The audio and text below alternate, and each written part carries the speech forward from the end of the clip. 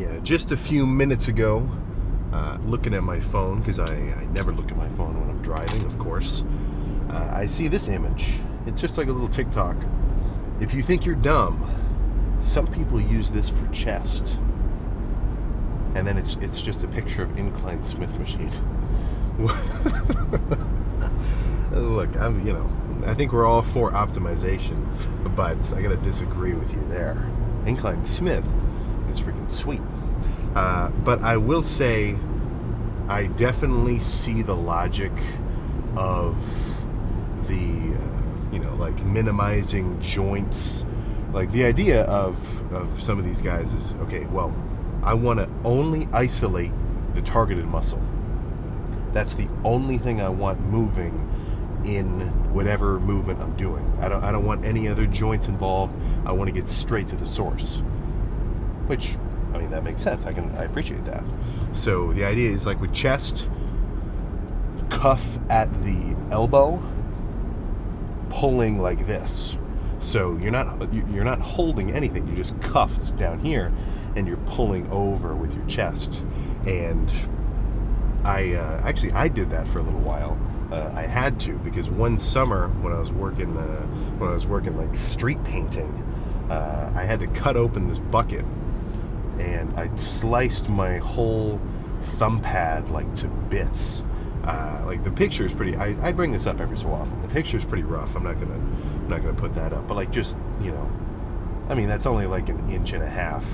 But when it's like 1.5 inches thing right in your hand, not awesome. So for I go in, I get like this little. So first I had to get, not to like go off on a tangent, but first I just got like emergency room stitched, which sucked because it hurt more to get like anesthetically injected with whatever they were putting in me than it did to just get stitched.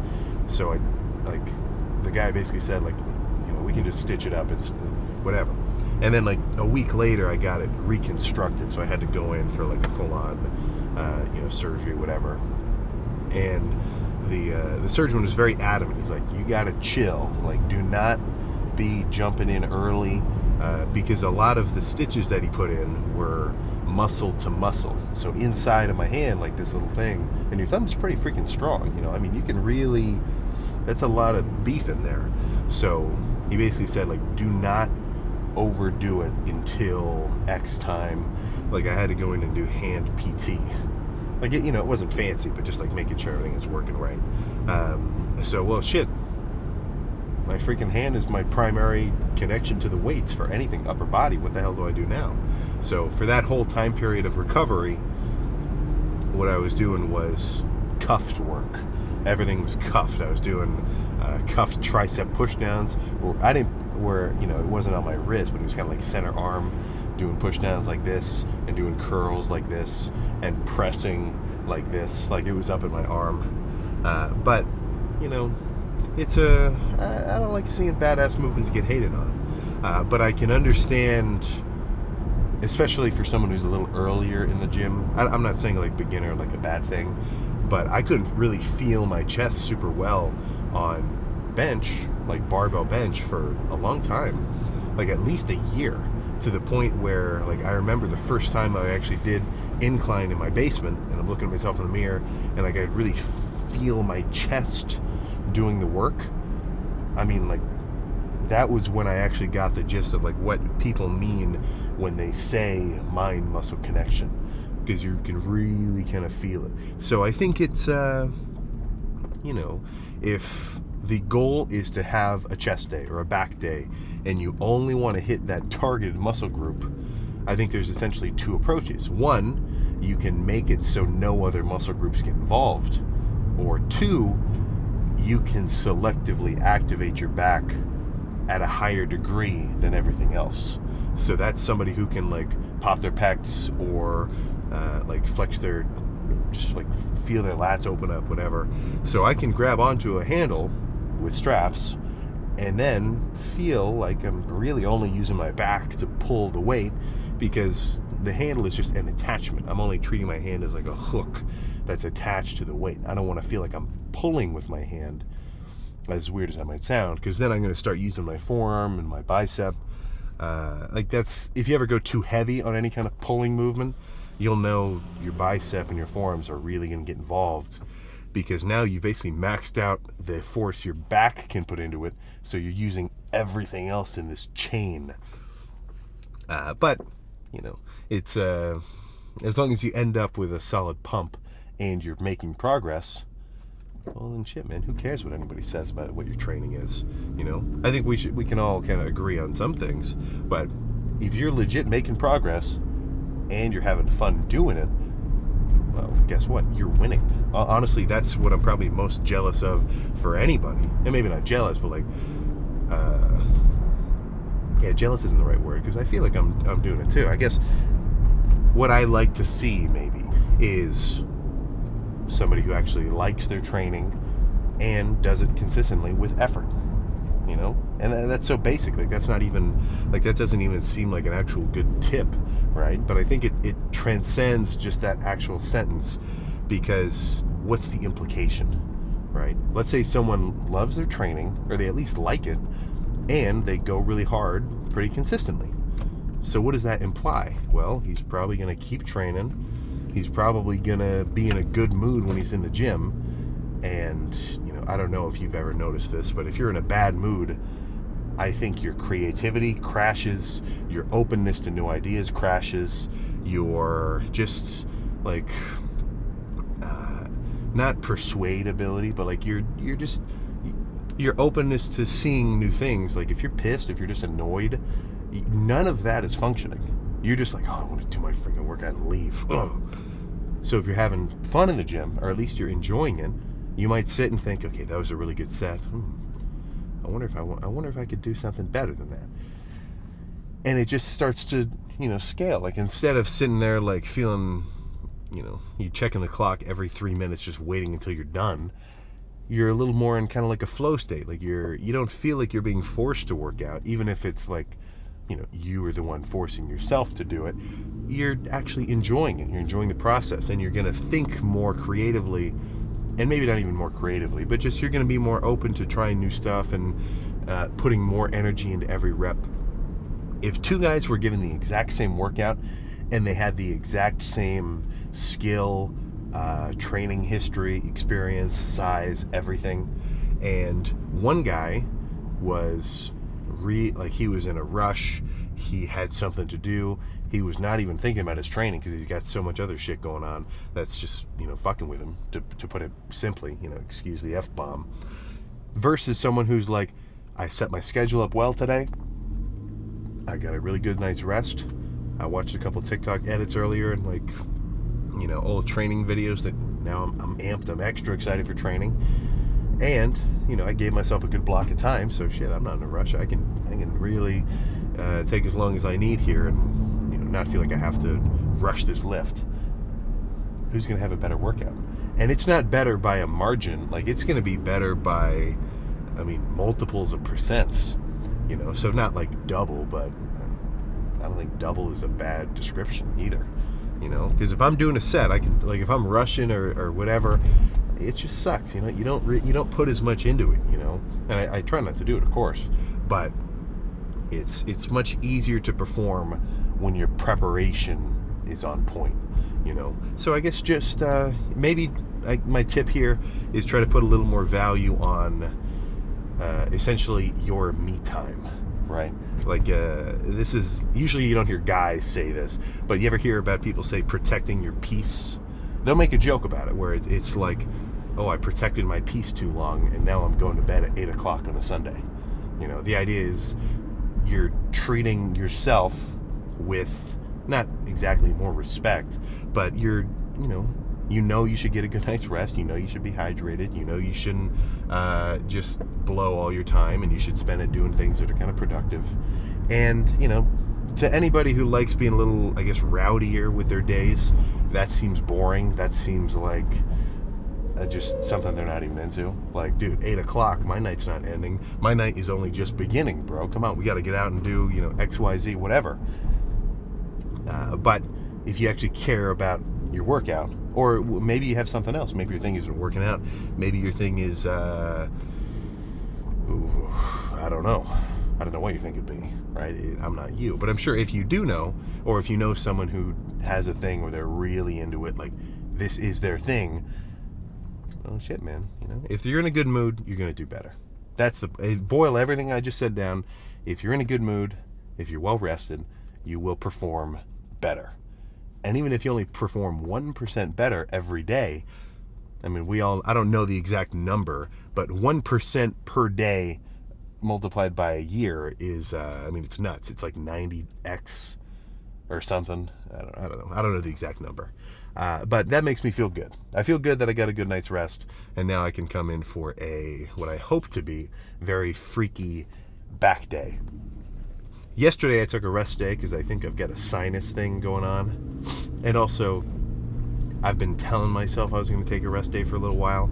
So I still did cardio in the morning, but the actual lift, which is today's back day, is 1 day delayed, if you kind of catch what I'm saying. So I should be, I mean, shit, I'm about as recovered as I can freaking get, you know, even though I'm a little sniffly. So, yeah, nothing else to say. Let's just get started. All right, I'm sufficiently warm, and I think I want to start with close grip pull downs. Normally this is like a later move, but the stack, a little much. I'm amped, but I'm not, I can temper myself so I don't hurt myself. But yeah, 260 out of the 300. Let's just stay right there and see what I can make happen. And this will be a little more brutish of a set.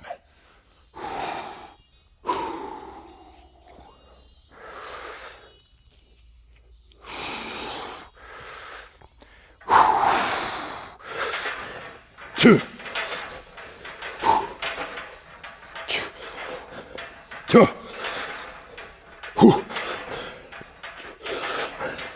Cha. Cha. Two. Two. Two.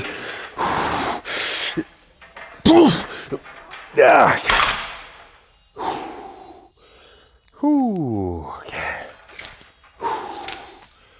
Okay. One more of those minimum.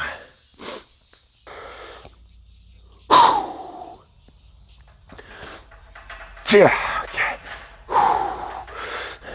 Two. Two. Two. Two. Two.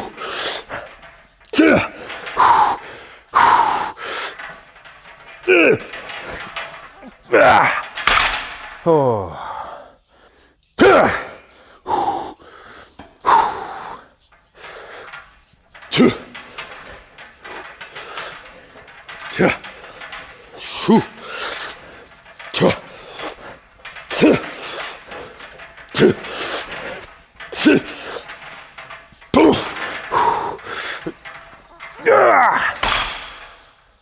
Whew. Okay.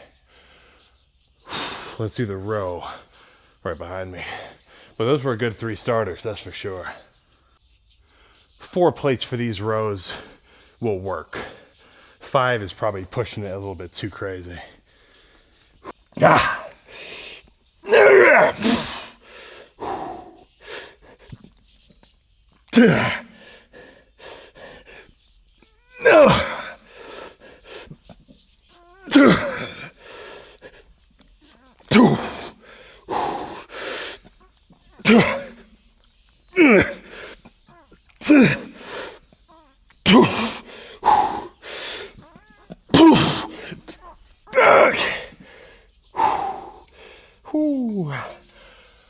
Okay.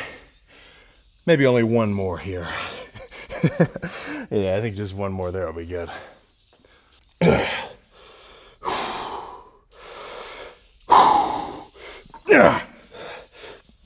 Two.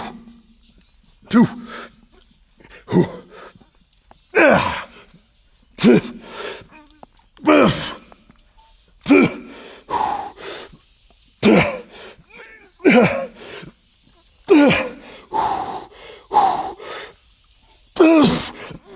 Okay. Whew. Okay. Let's do a seated cable row. I haven't busted one of those out for a while. All right, I lied. Seated row did not feel very good. So let's just do a pullover set. I think, I don't know. Normally I do 5 on one side, then 5 on the other. But for this one, maybe I'll go by 10s. 10 on each side, back and forth. Yeah.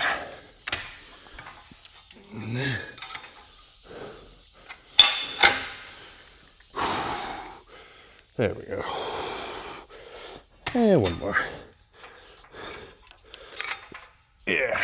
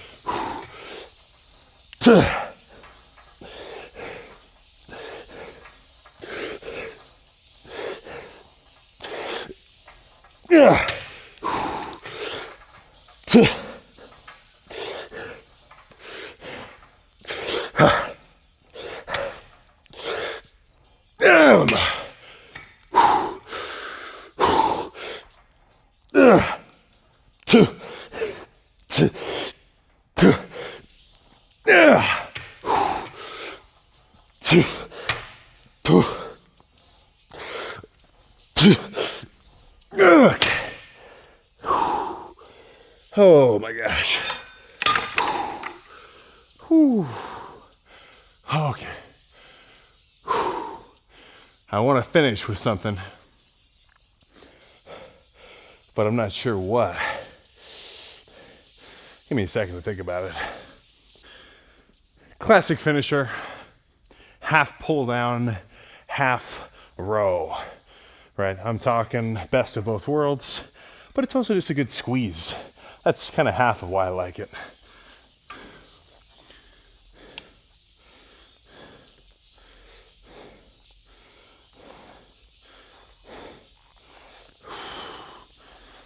All right.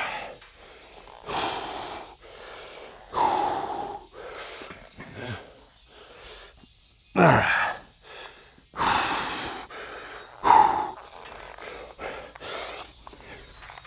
Yeah. Yeah.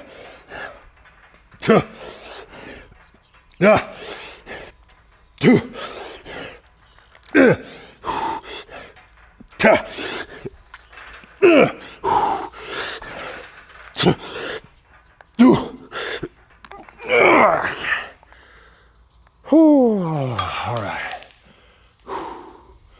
That's all. Oh, let's pose down, see how we're looking. All right. So that was pretty good. That was what? Let's do a little, not inventory, but rundown of that workout. That was 3 pull downs, all pretty heavy, around like that 15 rep failure. So those are solid. 2 rows, same thing.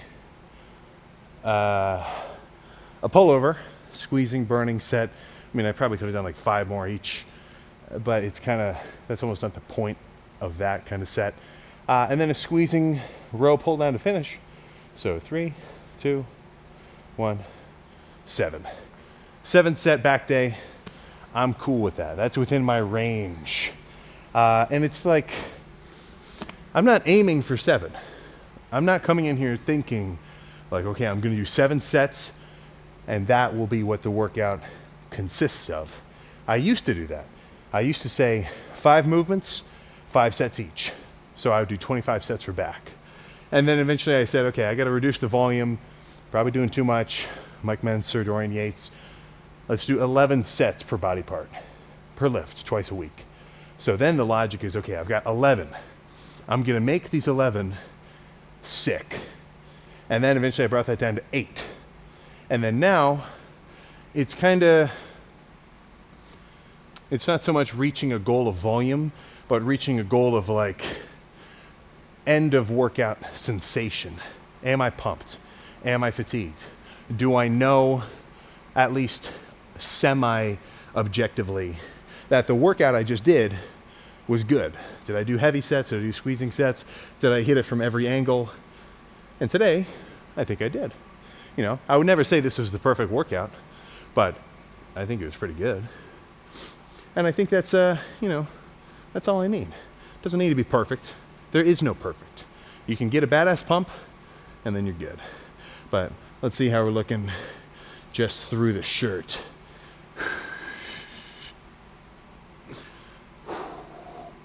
Yeah. That's good. That's a logo distorting lat spread. Very nice. And that was almost like, I mean, shit, well, let me try one more time. Can I really suck it down? But yeah, that's almost Christmas tree through the shirt. That would be wild. But let's see how we're actually looking. I might need to, let me do a little adjustment. 1 second. Okay. There we go. Yeah, now this is the sweet spot.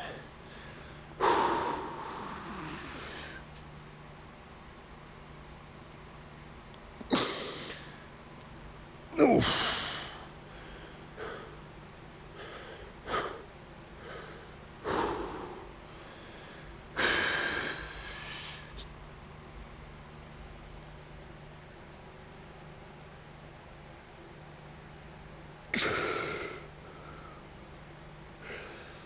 Oh, goodness. But yeah, even just standing, that's a pretty decent separation of like everything. Let me hold on to something. I think that might actually help me get a little bit of that kind of behind the back freak factor look.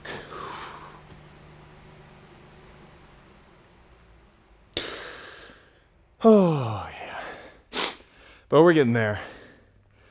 Not diced, but we're getting there. It's a slow process. It's not just going to be one day to the next, but month to month, I'm seeing pretty significant improvements. And it's more so just revealing and like peeling off body fat on the outside.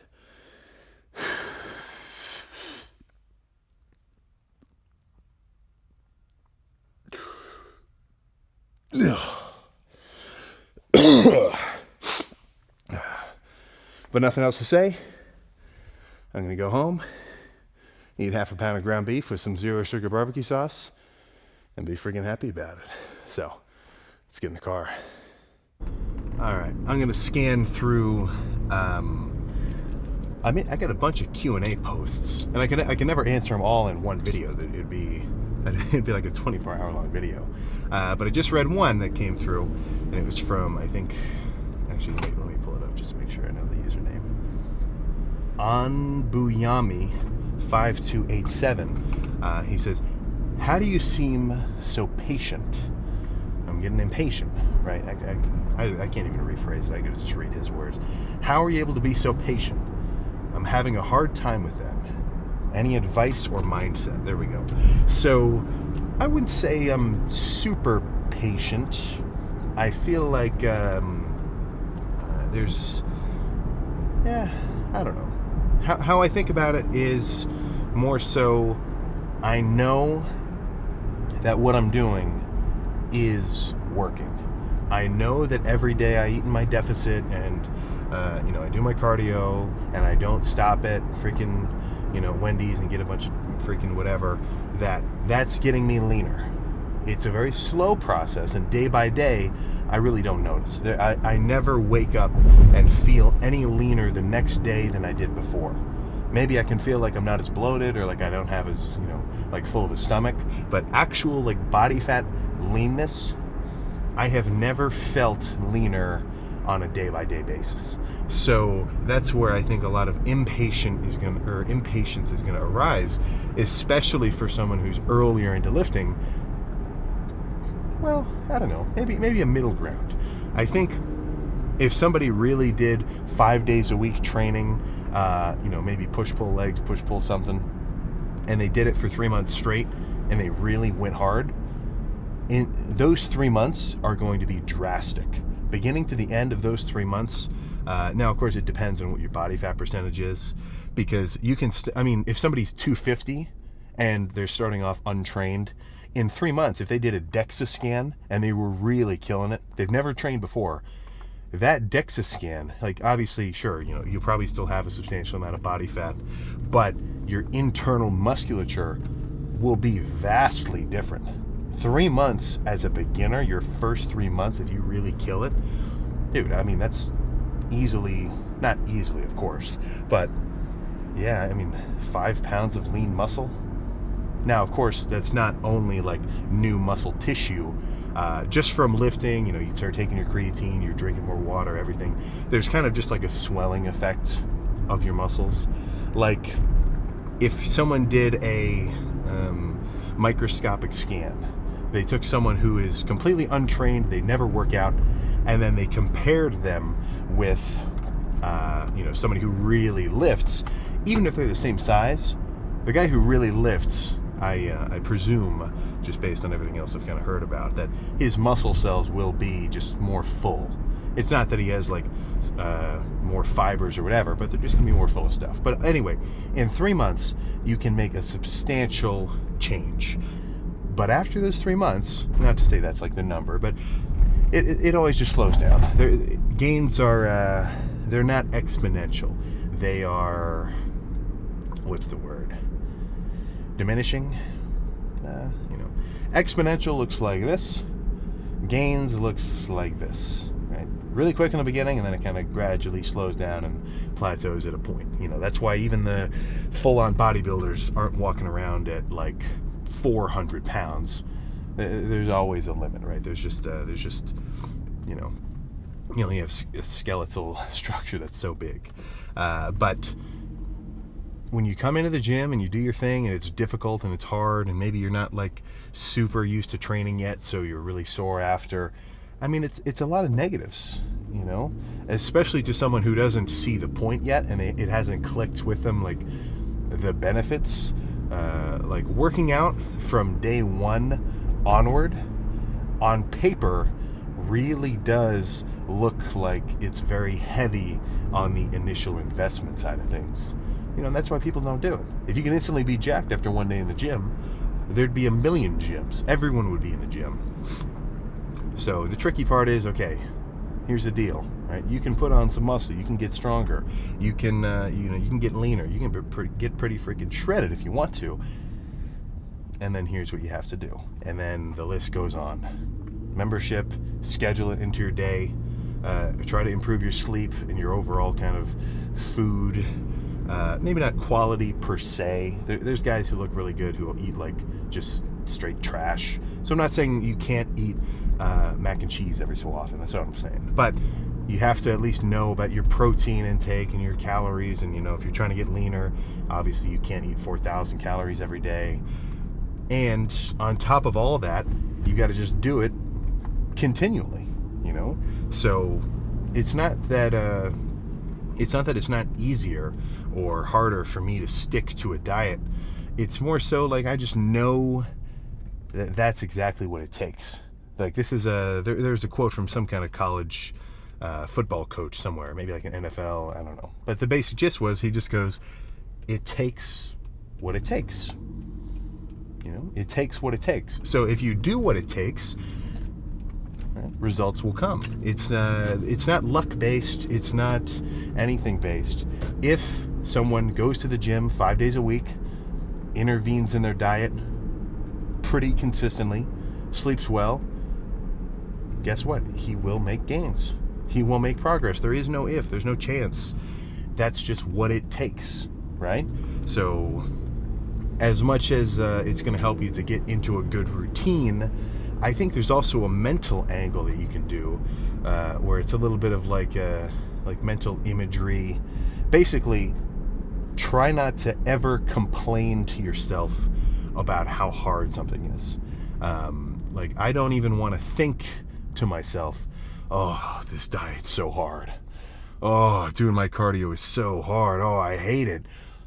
I never even want to have that thought enter my mind, because in doing so, I'm just affirming that as my reality, right?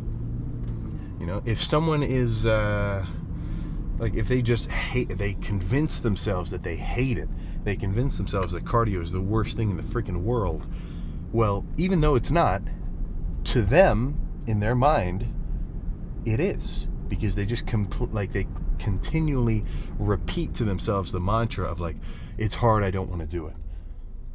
No, I don't think anybody really gets good at something or enjoys doing anything if the whole time they're doing it they think, oh my God, I hate this. Oh, this is so hard. It just won't happen, you know? So that's why I really never like to hear guys just to put it simply, they whine. Like, guys they're like, yeah, this diet's not going so well. I feel like shit. You know, and it's always about a self-imposed challenge too. Like, aren't you the one who wants to do this diet? Weren't you the one who planned out all your meals? You said you were going to do it. What's the point of complaining now? You know?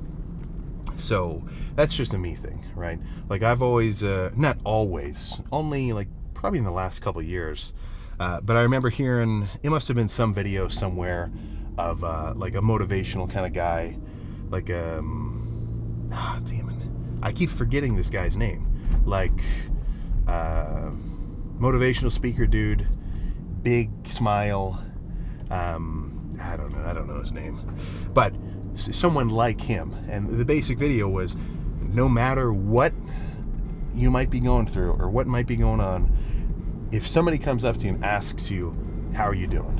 What's going on? It doesn't matter. I mean, you know, if shit's really going down, it's different. But if you're just kind of complaining or whining, like, I don't think there's been a time when I've got that question and said anything other than killing it. This is the freaking best day ever. And it's not so much that it is, but by saying that, it's at least putting you in a better freaking situation, or maybe a better headspace. Like, if somebody told me that I had to go into the ring against a trained fighter, how will my odds look if I think to myself, okay, I'm about to lose. 100% I'm going to lose. 100% I'm going to get my ass whooped right now. Versus, oh shit, man, I'm going for it. Fucking kill this guy. You know, that's obviously a hypothetical that would never happen. But, yeah, man, I want to have that crazy, like, I'm going to get after it headspace every freaking time, because I've at least got a better shot, you know? So, it's, I know it's like a cliche. It's like, you know, just try to, like, look on the bright side, like, don't complain. But I really do think that those little things add up, you know? If someone has a tendency to be, you know, a little more giddy about everything versus someone who's just a little more like, just, I mean, Scrooge-ish, pretty much. I know which team I'm picking, that's for sure.